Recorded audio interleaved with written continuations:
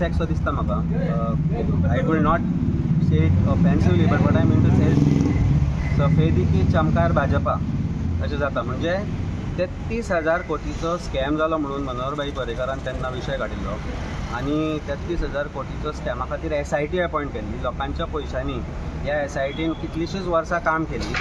SITन जे आशिल्ले ते गब्बर जाले, भारतीय जनता पार्टीचे मंत्री गब्बर जाले आनी परिस्थिती अशी जाली की आज ज्या वेळार हे मॅटर कोर्टा समोर आयले तेन्ना state has not done enough to do justice to the scam. कारण आज सगळे जे स्कॅमान इन्वॉल्व आशिल्ले, जांचेर आरोप केल्ले, ते सगळे आज भारतीय जनता पार्टीक जॉयन जाल्या.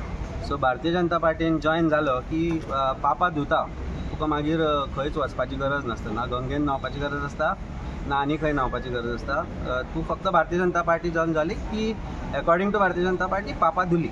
आनी this is according to me a state collusive act. This acquittal is state collusive act and it is a very serious thing. 33,000 कोटीचो स्कॅम मनोहरभाई पर्रीकारान म्हणिल्लो तो गेलो खंय. I think there is lots that does not meet the eye. This is absolutely a bigger scam. Okay, thank you sir.